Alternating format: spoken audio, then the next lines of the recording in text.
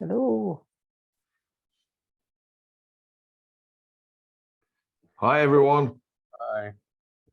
Who have we got? We've got Rob, I can see. We've got Dale there.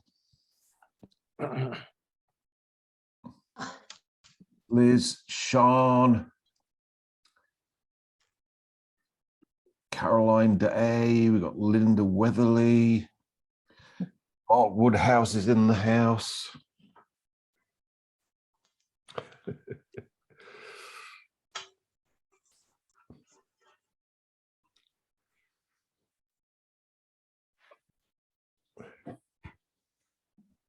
David is here. Anne's here. Yep. Margot. Ken James.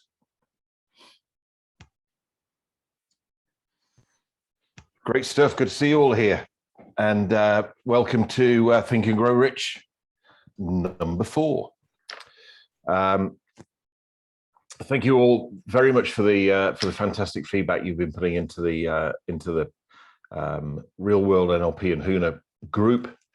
Really appreciate it, and keep doing that. Keep sharing the group, and if you know other people who would like to sign up, find this useful, then please pass on the details and we'll get them signed up so that they can see all the previous 3 and then sign up for the lives. So so we're on number 4, which is specialized knowledge. Interesting title. And the first thing that Napoleon Hill does right at the beginning of the chapter is blows out this probably well-known saying, knowledge or information is power. I've heard that a lot.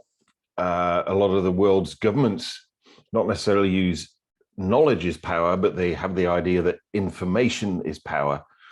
And the more information they gather about people, the more information that they gather about their adversaries, if you like, then the more power they have. But then Napoleon Hill very quickly turns this around, and I've prepared these flip charts earlier, so it makes it easier, which is knowledge plus action equals power. And the first thing that I thought about when I saw this was that, many of you know that I study Huna and I study magic, etc. And we've got this idea of there being these people which are armchair magicians. Magicians who know a lot about magic, but don't do anything with it. This is in my early days of magic, I came across this distinction really just in my own mind of the difference between a magician and a wizard.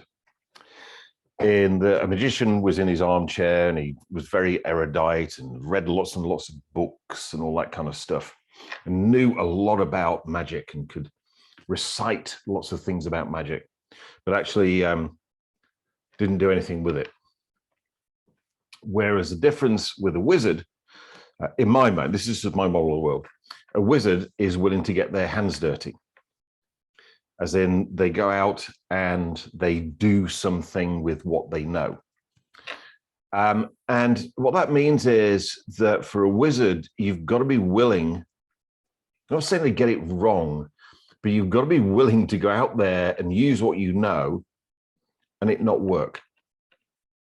And maybe it doesn't work the first time. Maybe it doesn't work the second time. Maybe it doesn't work the third time. And then it works the 4th time. So that is really what came up for me when I first started reading this chapter of Napoleon Hill's book. And, we could think of that as being probably the problem with current day education, in that education is about information, but not how to use it. So to be successful in the education system, to be an academic, if you like, means that you can retain a lot of information and then regurgitate it, but not necessarily do anything with it. And then I started thinking about my dad. My dad was a university at the Trent Polytechnic, and in those days, this would be the 80s and into the 90s, you had polytechnics and you had universities. And I went to university. I went to UMIST, University of Manchester Institute of Science and Technology. And my dad was a lecturer at the at Trent Polytechnic. And my dad always preferred the polytechnic model, because with me, 3 years electronics, UMIST, 3 years straight through in the classroom. Whereas with the Polytechnic, a degree took 4 years, and you had a year out where you actually went out into industry, if you like, into business, and actually, used what you'd known. And I've got to a certain extent, I mean, I love UMIST. It's a shame it's not around anymore. University of Manchester Institute of Science and Technology, great red brick university, great reputation. And I did electronics, as I said earlier in one of the previous episodes. I didn't want to go to university. I wanted to be on stage. I wanted to be a rock and roll star. But my mum and dad said, no, you're going to university so that when it all goes wrong, you've got a degree behind you, and so you'll be able to get a job. And I did what I was told, true values level 4. Now, but I thought, if I'm going to go to university for 3 years, what am I going to do?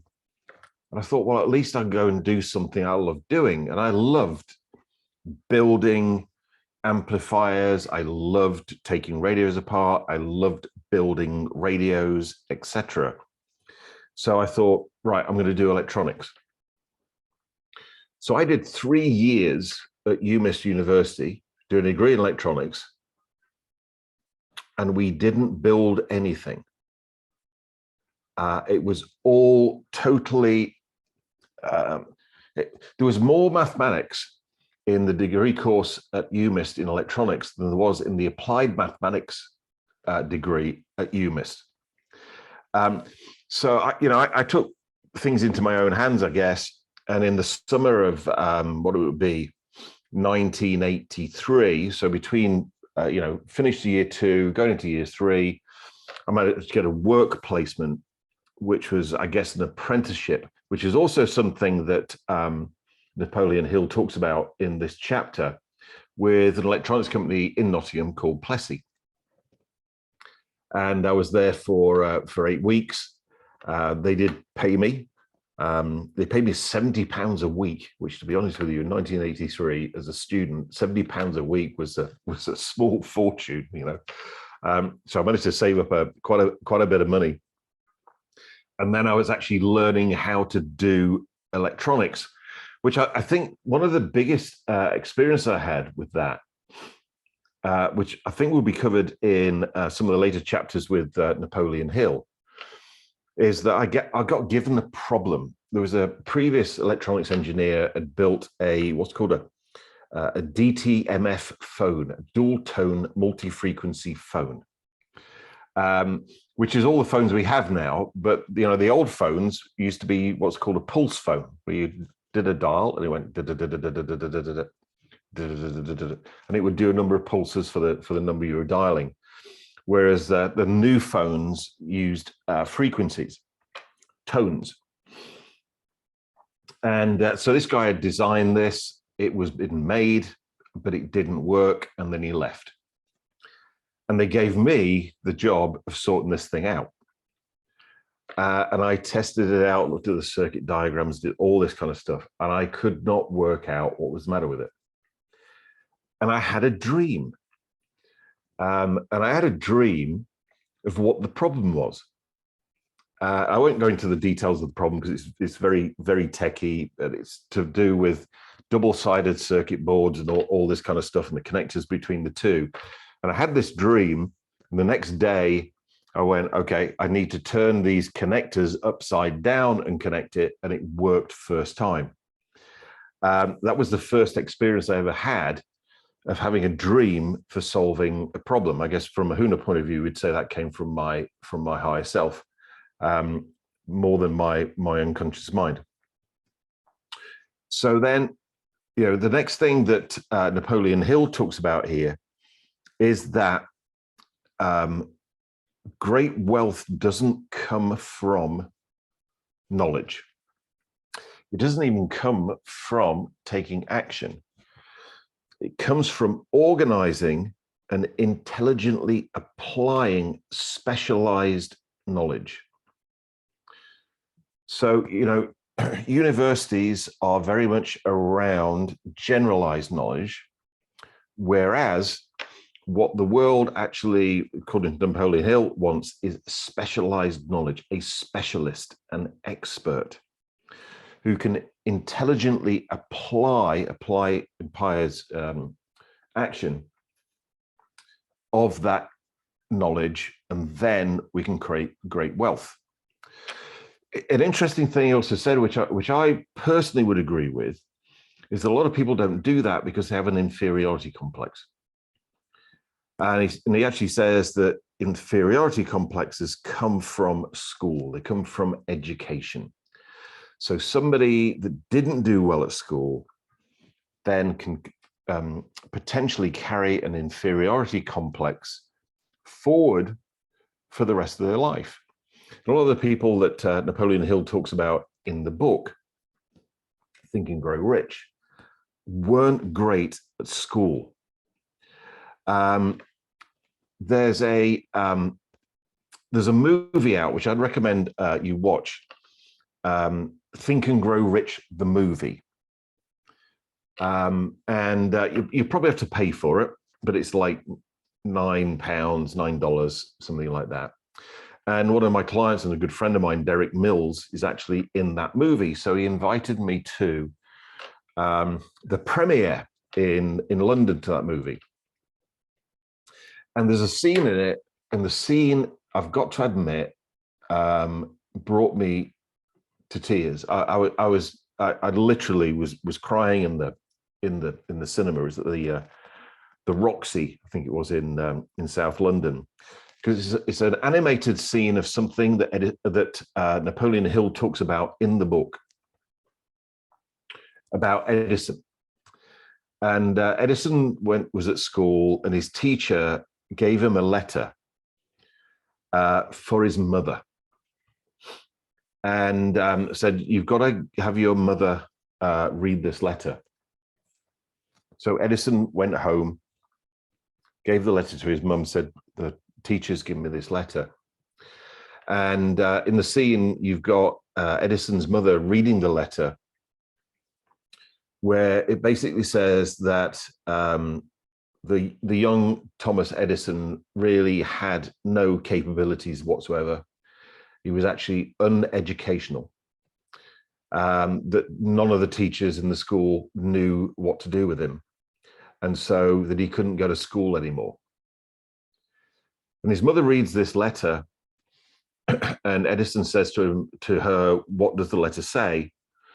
And she said, "Your teacher says that you're so bright, you're so brilliant that none of the teachers can cope with you, and they can't teach you anything. So they've said that they want me to take over your education because the school isn't good enough."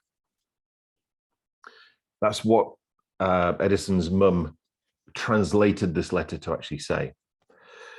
And as we know, Edison went on to be, a major industrialist. He's featured a lot in Think and Grow Rich.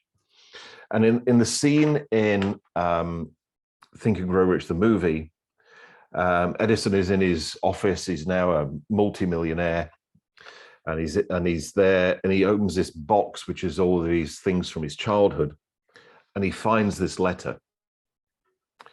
And he reads the letter from the teacher for the first time, having been told a completely different version from his mother.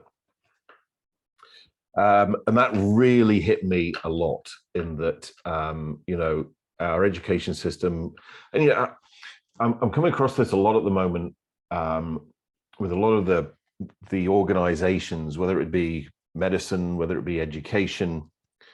And there's a line from the New Testament. I think it was Jesus actually on the cross said, "Forgive them, Father, because they know not what they do." And I think, do teachers deliberately aim to disempower pupils? Do doctors, nurses, etc., they deliberately say things to people when they're under medical stress, medical care, to harm them? I don't believe they do, but they don't know better. I came across a situation with this in my own family recently, and then I was dealing with a situation today. So, what Napoleon Hill's really saying is, it doesn't matter how well you did at school.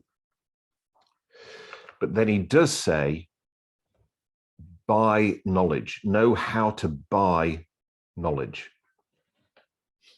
Because he also says that knowledge or information without effort is meaningless, because people don't value it. So, even in when the book was written, he's talking about people going to night school. He's talking about people doing distance learning programs, etc., putting massive amounts of effort on top of their day job, paying money that was obviously a stretch for them at the time to gain that information. And that reminded me again of me in the 90s. I've got a university degree, got a degree in electronics. I was doing an MBA program at Warwick Business School, and it really wasn't getting me to where I wanted to be. In fact, I was on my uppers. I was in a little bedsit in a not great area of London. And I came across this thing called NLP, and I went like, that's what I want to learn. So, I spent tens of thousands of pounds in the 90s. For me, it was a lot of money at that point in time to get that knowledge that I wanted.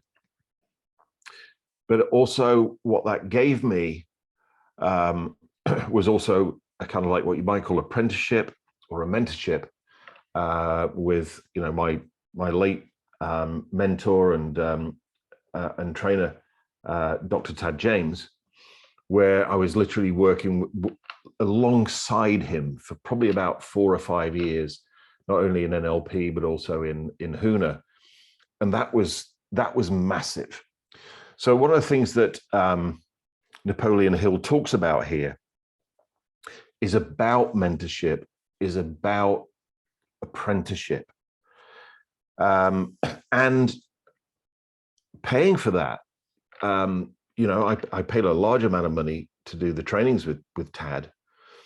Then I was, working alongside him for a good few years on my own expense. My own expense. I had to pay for the flights. I had to pay for the hotel. It was money. It was a lot of money. I could have spent that money on other things, but I thought this is where I want to spend it.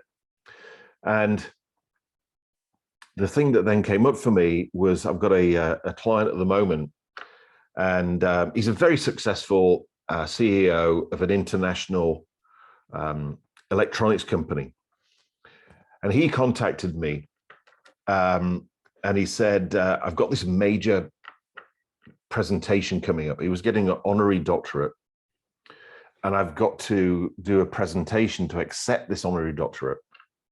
He'd done my practitioner, he'd done presenting magically years and years and years ago. And he said, I really need to work on my energy. I really need to work on my state. I know that I can find all that information out from reading books. I know I can find all the information out from watching YouTube videos. You've been doing this for nearly 30 years. This is the result I want to get. How long do you think that would take? And I said, to mentor you in that and to do a complete download of that information, half a day. And he said, and how much does half a day cost? And I told him how much it cost, which at the time was £5,000 a day. And he went, that's a bargain, because I would be spending so much time researching it for myself, and I might not even find it. To get 30 years of information and knowledge and put it into action in half a day is a bargain. My presentation's on Thursday. What are you doing on Wednesday? And it just so happened I was free on Wednesday. So, we fast track that. So this is then, the culmination of this chapter, which I think is really important. Another overall thing before I give you the final thing that I pulled out the chapter before we go into Q&A is, and I put in mind your own business, is that he said that true wealth will come from you minding your own business, running your own business. As an employee, you're unlikely to be able to build true wealth. But then, even then, when you set your own business up, what's the formula for creating wealth? And this was the formula that I came up with, is my mathematical brain operating here, was this. Specialized knowledge, as in you get specialized knowledge and become an expert in something, like me, NLP, hypnosis, timeline therapy, HUNA, etc. But that alone isn't enough. Plus imagination. And interestingly, the next chapter, so therefore next week's session, will be on imagination. Specialized knowledge plus imagination creates business ideas. As in, you've got this specialized knowledge which you get from an apprenticeship, which you get from a mentor, which you get from a trainer. Then you apply your own imagination to create something new out of this. And that will give you business ideas that nobody's ever come up with before. This bit here, imagination, which is why I think, next week is going to be so important, I find is lacking a lot at this point in time, particularly in the personal development space, etc. Because what people are doing at the moment, because it's so easy these days, to see what other people are doing. And what people do is they go, that's a great idea. No imagination, I'll copy it. So, here's an example. I got specialized knowledge from TAD. And then I used my imagination to create this thing called Presenting Magically, which nobody had ever done before. But now so many people have gone, oh, Presenting Magically, that's a great idea. And so what they do is they copy it and call it Presenting Charismatically. That is not using your imagination. Because when you use your imagination, you come up with something new, something that nobody's ever done before. And, creating something called Presenting Charismatically, or, magical presentations, or whatever, I'm just using one example here, will enable you to make money in the short term, but it won't enable you to create wealth.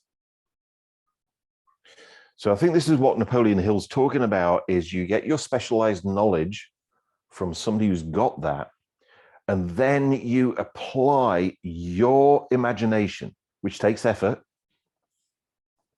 to create new business ideas. And then when you've got your new business idea, you put in action to bring that new business idea into reality. And when you've created through action this new business idea, this is what we were talking about last week, the idea between something in your mind and something in the physical realm takes physical action. It's what we call, from an NLP point of view, chunking down. You've got to chunk down from the abstract of the mind into the specific of the physical world for it to have value for other people, and that will then enable you to create wealth. And I've never thought of that particular formula before until today, when I was just going through and taking my notes to do this session this evening from reading Think and Grow Rich.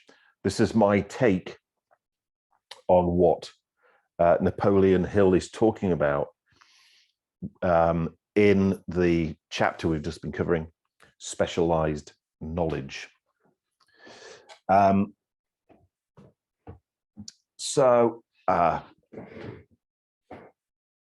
we go. That's my NLP, and it's a bit more NLP this week than Hoonerish of that chapter. So let's open that up to questions.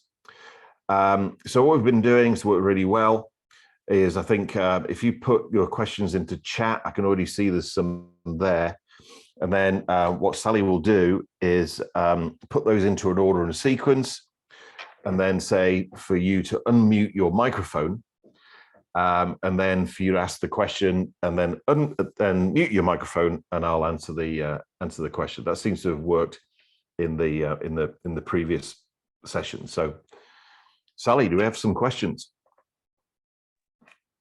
We haven't at the moment, no. We've got lots of comments about people loving your formula, but no questions at this point. So anybody, ask away. And questions can be on everything. Okay, Linda, you're up with your question. Please unmute yourself. These sessions are doing me a hell of a lot of good. That's all made complete sense to me, David. The bit, and you probably know this from all the work we've done, I have extreme imagination, and I do take my specialized knowledge and I come up with these amazing things which have always been proven to be right, but I lose them, and I do it all. I take the action ideas into business, but I lose them because somebody not only copies it or tries to copy it and then, if you like, only does a part of it, but they nick my ideas, and I never have made any money out of any of them. And a lot of them are well known out there in the business world or television. So I don't know what it might be. The bit you said about school, it might be that there's something that although I appear to and I believe in myself and my capabilities, but something stops that last bit of wealth happening, and I'm not sure what it is, unless that school thing, because I'm borderline dyslexic, and I was great at the science subjects, but not great at the ones that were just pure literature. So I knew I was bright, but I used to say I'm not intelligent because I'm not the academic, but I've always done that. I've got something, I'll take action, I'll go and do it, and I'd rather be the let's get it, be able to do it, than relying on everything you said about the academia side. So it's the wealth bit. I'm not sure what's blocking me. Yeah, I mean, the thing to think about is, well, if the inferiority complex school thing came up, it came up for a reason. Yeah. I mean, I know I did mention it, but I think that's a big thing. I always remember I used to hate parent-teacher evening. When my mum and dad used to go to school and meet the teachers, and I always remember my dad being a bit, I don't know if he a bit confused and a bit annoyed, because he'd been to speak to my physics teacher, Mrs. Neal, I think her name was. And Mrs. Neal told my dad that I had no aptitude for physics whatsoever. Mm. And I would never get it. So I should probably do something else like metalwork or, something like that. And my dad said, well, that's interesting, because last week he built a crystal set and he made an astronomical telescope out of some lenses and a carpet roll, like that carpet used to come on these rolls. Yeah. And I got down to the carpet shop and got one of these rolls, and I'd bought some lenses and made an astronomical telescope and the tripod. But I got no aptitude for physics. So I think, there's a couple of things here which I think Napoleon Hill talks about, is applied knowledge, which is about the educational side of it. But he does in this chapter say that this inferiority complex, which might have come from our educational system, which, my experience is that happens a lot, is people can carry it on for their entire life. And, we used Edison as an example. Another example is in that chapter is Ford didn't do well at school. Yeah. Carnegie didn't do well at school. But all of them knew. I mean, Carnegie actually said, I have no clue what it takes to make steel, but I know where I can buy that information, where I can buy that, knowledge, if you like. So, I think the thing is then, I think you probably identify the whole thing, which is, what we've talked about before is, from an NLP point of view, what we call limiting beliefs. Yeah. And whether you believe that you're worthy of the money that your ideas are worth. Yeah. Yes. And I could ask myself the same question.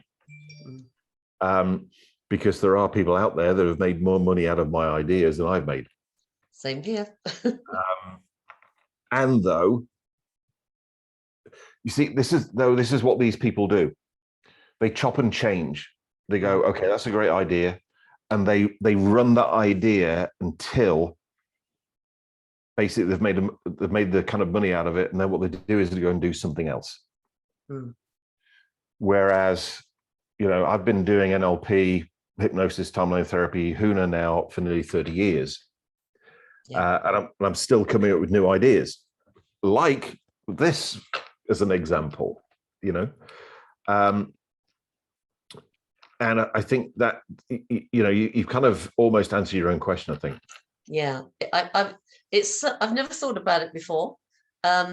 I know there are a lot of limiting beliefs there, but I always thought, well, I didn't think it was this one. So what's come up for me here is my brother always used to say I was stupid because I didn't pass my 11 plus, but I'd already worked out that I was extremely bright at the things I liked and nobody else was. So I could see things, and, that's where the borderline dyslexia came in. Nobody even knew what that was when I was back at the school days. So I worked it out for myself what it was, but didn't have a name for it. So even that is an example. But I think because he was often saying you're stupid, meaning you haven't passed your 11 plus. But I had that whole thing of, I know I'm brighter than half of them here, but I can't call it, it's this academic thing in my head. So I've uncovered a couple of things there that I can work on. It's around the wording for certain situations. And there obviously is a limiting belief there. So now I can work on it and overcome it. Thank you. And this whole thing about, academia equals success. Yeah. Probably when you and I were in education, if you got a degree, you were guaranteed a job. Yeah. That's not the case anymore. Yeah. So now I've just thought of another one. okay. Yeah. Yep. Okay. Thanks, Linda. That was a Great. good. They've all come up to the surface. Thanks, David. Yep. My pleasure. Okay, Liz Oliver, can you unmute and ask your question, please? Yeah, so I was wondering about the formula, David, and particularly around you know, using your own imagination and how modeling fits into that. You know, in that you know, when sometimes you know, when people model things, you know, they so much act as if and like someone else that you kind of lose your own personal imagination. So how is it possible to do both, to apply some modeling and use your personal imagination at the same time? What would that look like? That's a brilliant question, Liz. So modeling isn't copying. That, you know, a lot of people just copy stuff, and particularly in the personal development field, they say, "Oh, I modeled this from so and so," and I go like, "That's not modeling. That's copying." When you take something hook, line, and sinker, that's copying. Now, part of the NLP modeling process, or one of the NLP modeling processes, is the imitation method, which is actually, you know, we teach it on our master practitioner training. It's probably the one that is going to be the most useful for you. And I hadn't really realized that I'd learned how to do this very well in my late teens, because I imitated Elvis. Because that's, you know, that was my dream, was to be the next Elvis, and I was very, very good at it. Even to the point where, you know, I recorded some tracks for my grandma's for a Christmas present, and I came across them recently and played them into Shazam, and Shazam said it was Elvis. That's how well I imitated that. So then when I got into NLP, I thought I got to imitate Tony Robbins. I'm just going to tell you that. I thought I got to imitate Tony Robbins, but I'm just not tall enough. My hands aren't big enough. My teeth aren't big enough, you know, and all that kind of stuff. So I was not a very successful Tony Robbins impersonator.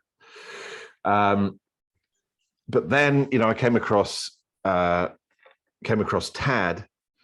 and again, I went, I really want to be able to do what he does. And, you know, Sally will testify to this because she was around at the time. The way that I learned is I became a Tad James impersonator until I could actually create the same results that Tad did. But then there's another step. The step then is, how do you create the same results and be you?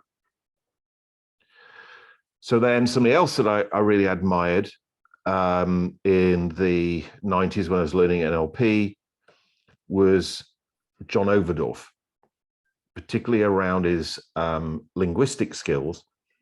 So then I went and became a John Overdorf impersonator.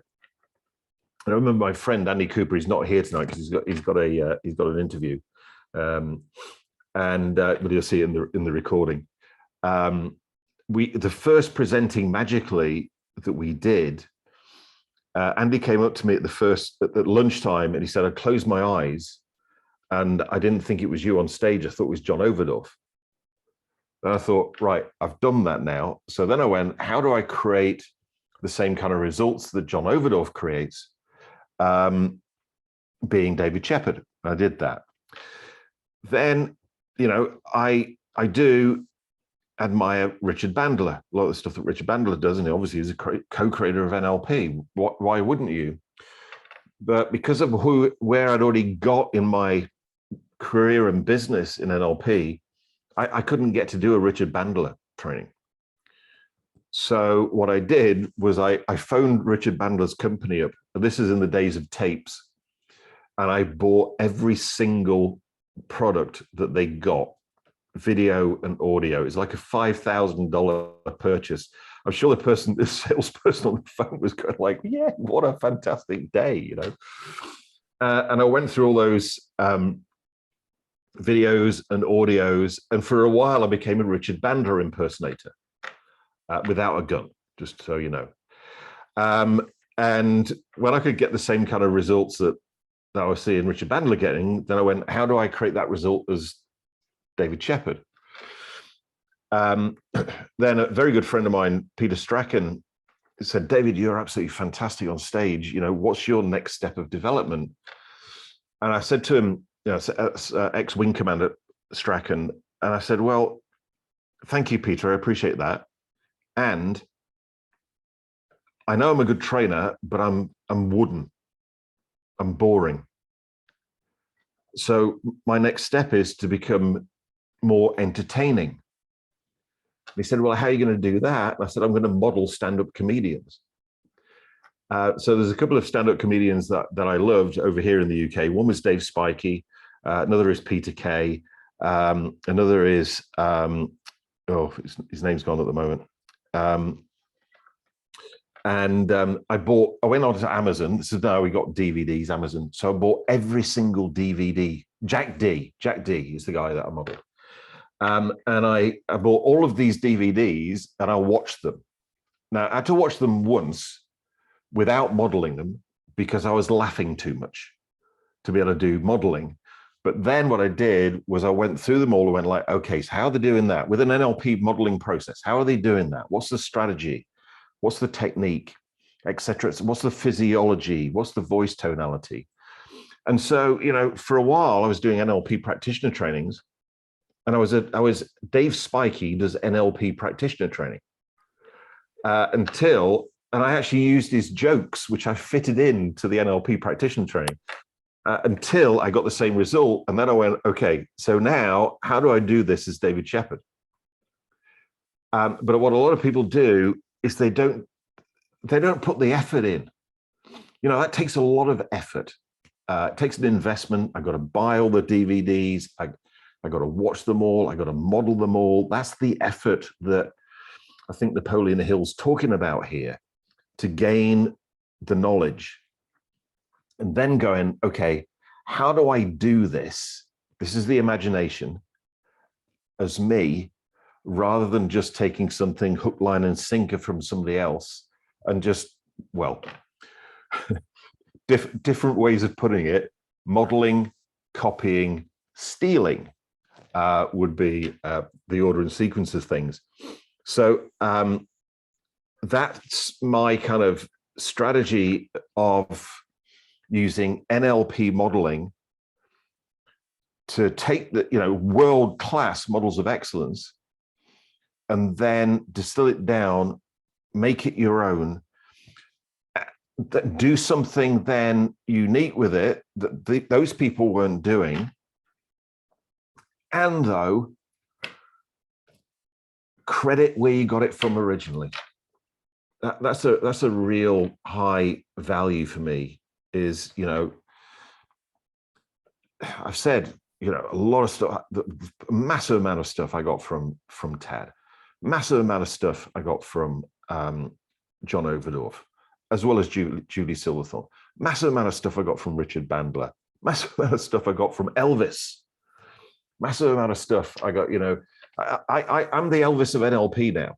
I still notice that a lot of things I do, I got from my modeling of Elvis when I was 14, 15 years old. You know, what a stage, man, what a presence, what a charisma. So that's my way of doing that process. I know that's a long answer, Liz. I don't know if that answers your question. Yeah, I think what I'm hearing is you're saying like that each time, each little piece you used to augment your sense of self, but it was just you evolving rather than pretending to be something else. That's what I'm hearing from that. Yeah, Liz, yeah, totally. Though, you know, the first step in the imitation method is to imitate or pretend you are that person, which is something we all did when we were kids. And then once we could get the same result as the person that we're pretending to be, then you went, and it wasn't structured when we were kids. It was just the way, it's the modeling period from Morris Massey, 7 to 14. But then, then you go like, okay, so how do I become me, but still get the same result? And that takes imagination. Sally, any other questions? Yep, Dan had a question. I know Mark put a great answer in. So, Dan, do you want to ask your question? Yeah, can do. Thanks, Mark, as well. So my question was around action, Dave, in your formula, and kind of in the way of this formula, how would we define good action versus bad action? Well, I wouldn't necessarily say good action or bad action, Dan. I'd say action that creates results and action that doesn't create the results you want. And I think this goes back to what I was talking about with magicians and wizards. A magician, they don't do anything with it because what they know, because they don't know how to make it work first time. There is no making it work first time. So there's the action that creates results and the action that doesn't create results. And you don't know which action is going to create results or not create results until you've taken the action. This is a big one that I've been going through with a number of my clients recently, and my private clients. And well, they're going, well, I took this action, it didn't create the result, and I'm beating myself up over the head with it about it. But then this result came in, and I wasn't expecting it. And for several years, I've been working on how to be able to put this in a more erudite way. If somebody can help me with this, that would be great. I've completely failed into how to put this in a more erudite way, which is taking action means chucking loads of shit at the wall and seeing what sticks, but you don't know what's going to stick until you've chucked it. And then you go, whoa, that worked. Right, we'll do more of that one then. That fell off the wall. Right, we'll stop doing that one. But there's no way for you to know what's going to stick until you've thrown it. And I think the problem is that a lot of people just don't throw enough stuff. I just throw loads of stuff out there. I have these things that I think are an absolutely brilliant idea for, this is a brilliant idea for a program. I'm going to put this together. And then I discover I'm the only person who thinks it's a brilliant idea. So you never see any of them.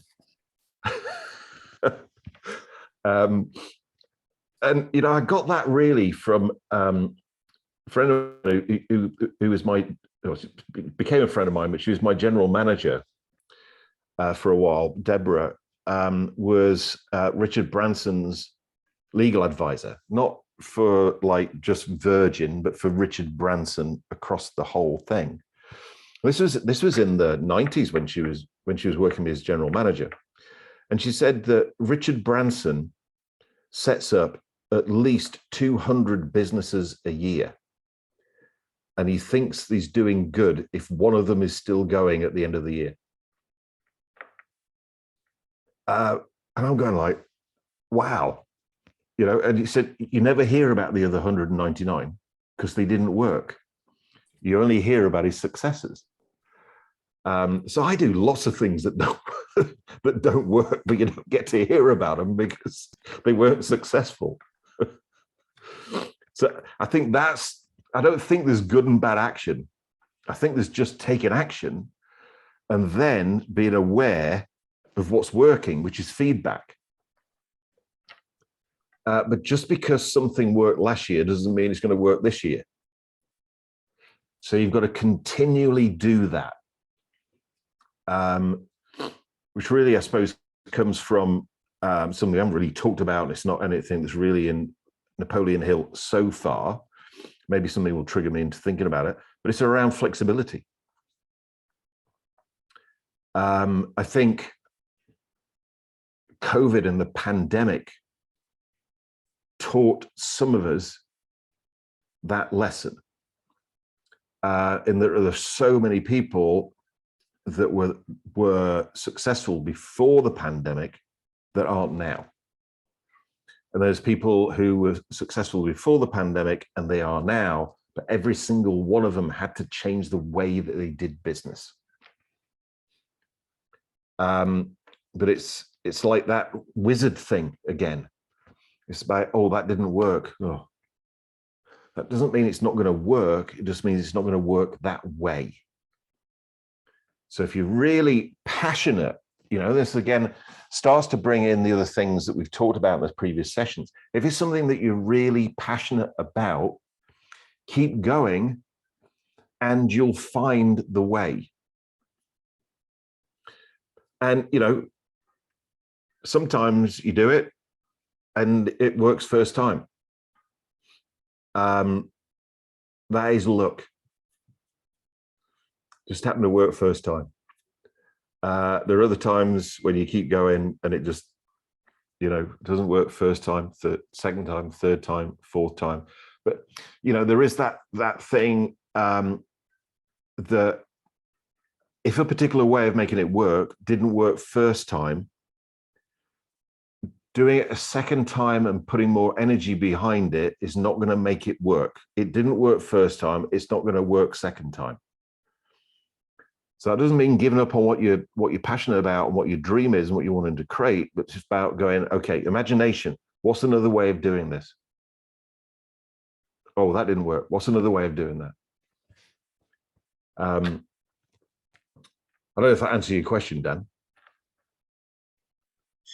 Yeah, it did in a way, because we do this all the time in marketing, split testing, because what do I know is the phrase.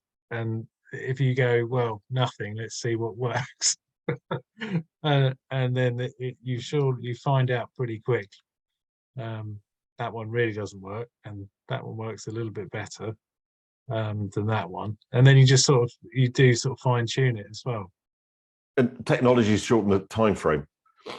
Yeah. Whereas, you know, in the old days, you create a brochure, you spend a load of money on that, then you'd post it out, then you wait for people to phone you back and all that kind of stuff, and then, you know, maybe 3 months later you go, okay, that didn't work.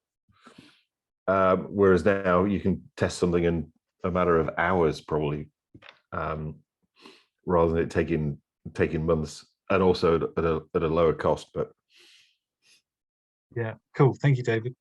It's brilliant. Sally, do we have any other? Okay, Frank, you're up with your question. Hi, Frank. How are you? Good, David. How are you doing? I'm doing good, thank you. Good. As a question about something last week, it's interesting the timing came up, and I thought it was interesting at the beginning, and then I'm working with a client and he had the same situation.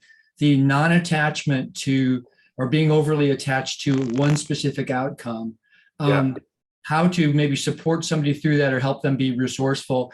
The guy, I'm going to tell you what I've done, and just if there's anything you can add to that, that would be great.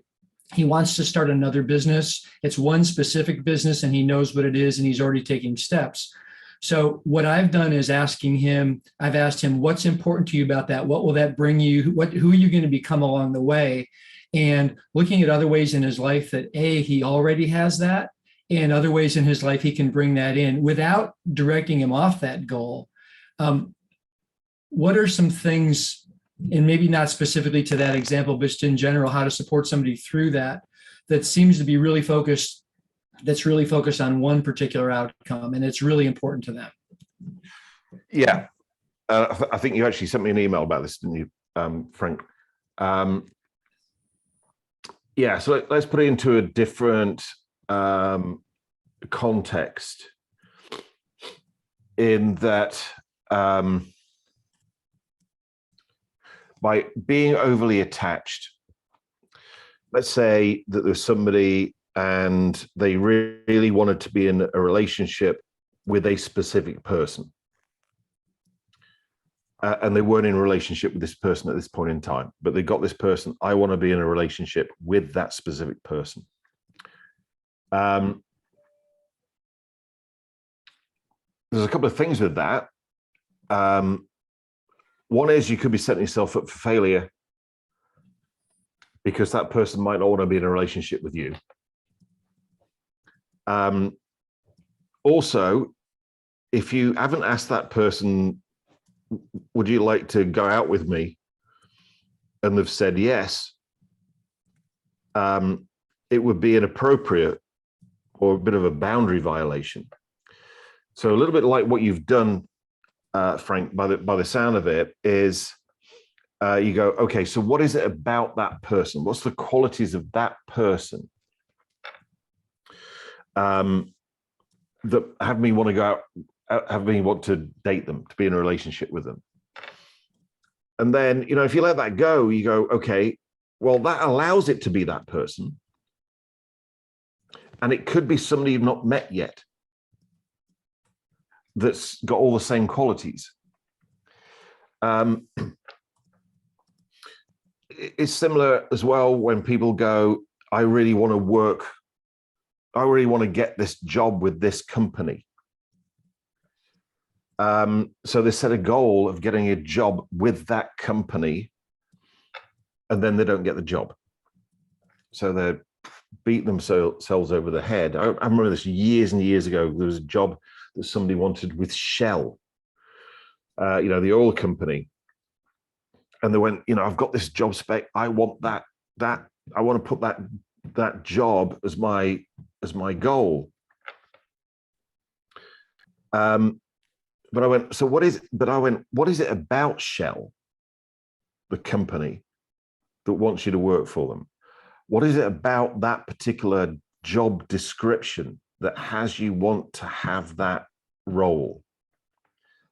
And let's put it out there, put a goal in your future timeline that you are working with a company that has the same characteristics as you want to work with Shell.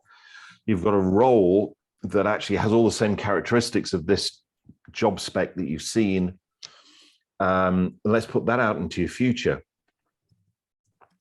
They didn't even get an interview with Shell.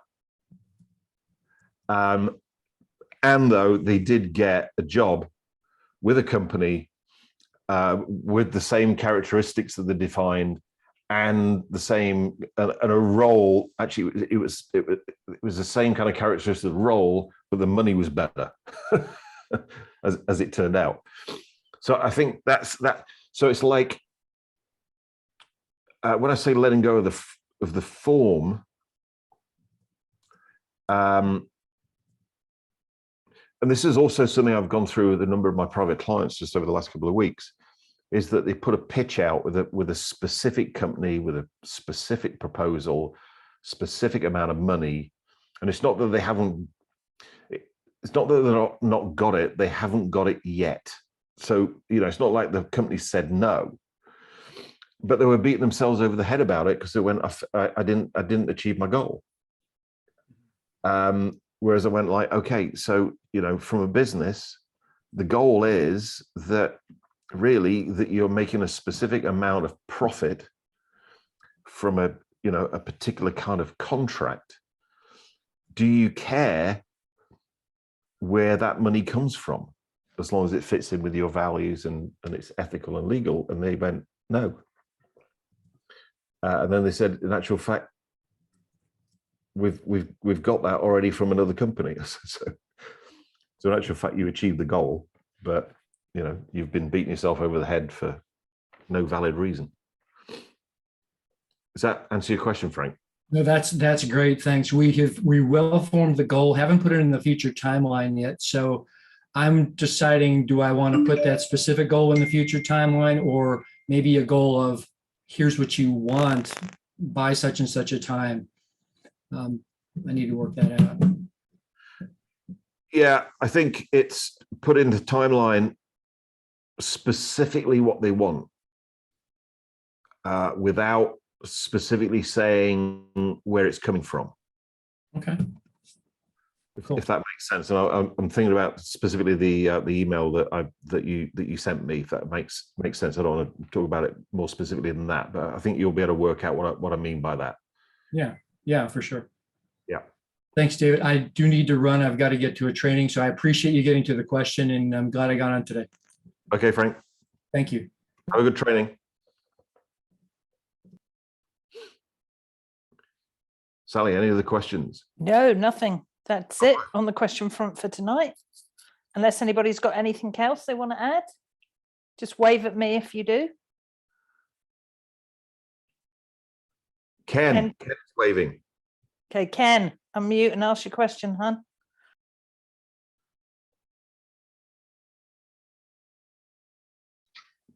Sorry, I was just being polite.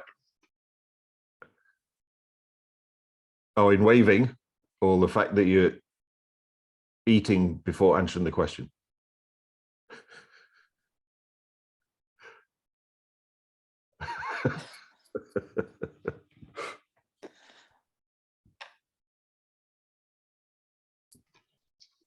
Sorry, David, I was being facetious because you said what Sally said, wave to me. So I did that. I don't have a specific question this evening. This has been really great. Thank you. Brilliant. Thanks, Ken. Okay, we do have another question.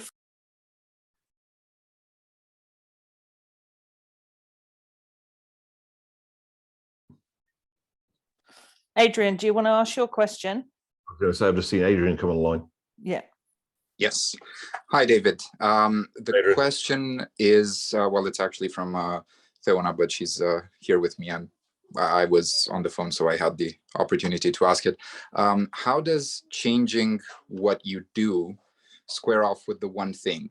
So you've talked about the one thing in the past, not necessarily in this series. Find out, hone in on the one thing to do consistently, which is simple and will ultimately get you the results to a big goal. How does that square off? Because that is consistent action, holding on to it. How does it square off to changing what you do when you realize that it doesn't quite get results on the spot? Okay, great. Good question. So yeah, good question. Yeah. So I can't remember if I put in the one thing video in the group. Maybe I haven't. So if I don't have to go through the one thing. I'll put the video up again in Real World NLP and Huna about the concept of the one thing. I don't think I did. I think I sent it to a client. Yeah. So the one thing is actually quite, even though it's one thing, which sounds very specific, it's actually quite abstract. So to give you a personal example, for me to achieve my one-day goal, when I went through the process of the one thing, I got the one thing to do every day is something. So this is where it's abstract. Something to do with C21NLP.com. Whether that's debugging it, going through it, making it more effective, make it look nicer, or creating new content, that if I just did that every day, now that doesn't mean to say that's the only thing I do. And what I got from the one thing is if I do something with C21NLP.com every day, then I'll achieve my someday goal. So what I do is I do that one thing on C21NLP.com before I do anything else. Yeah. So now I've done the one thing. So, you know, today I wanted to have a day off. Obviously, I've got to we got this lined up tonight, so I could have a total day off. But then I go like, okay, I've done my C21NLP.com action for today. Now I'm clear. Other than Think and Grow Rich, episode 4. Right. Great. That makes a lot of sense. And thank you very much for sharing the whole thing about doing that before anything else. Yeah. Yeah. So it's also like prioritizing your action. So when you've done that, you go like, actually, I don't feel like doing anything else today. You've done that. So then you can go like, okay, great. I'm going to watch movies or do whatever it is. Obviously, I've got Think and Grow Rich episode 4 lined up. So we're here. But other than that, that's the only kind of action around this kind of stuff I've done today. Cool. Thank you very much. It's a pleasure, Adrian, and congratulations to you both. Oh, thank you. Sure.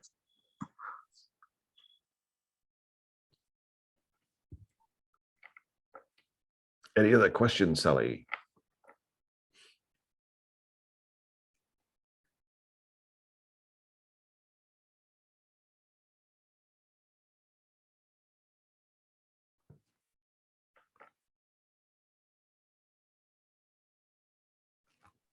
Maybe Sally's gone. No, I haven't gone. I'm here. No other questions in. Okay. Great. Well, thanks for joining us this evening, this afternoon, this morning, wherever you are in the world. That's awesome. Sorry. Everybody's awesome for joining in every week, and it's great to see everybody continue with their consistency and taking action to be here. It's great. And obviously we'll be here same time, same back channel. And next week, imagination. What does Napoleon Hill have to say about imagination? That's not the band, by the way, for those of you from the 80s. So that will be next week. I'll get this video edited, and so we can get that loaded up, so you'll be able to see the replay, and also the people that couldn't be here live will also be able to see that too, so they can catch up. So with that, thanks for joining us, and we'll see you next week. Was that a good session, by the way? Thumbs up. Thank you.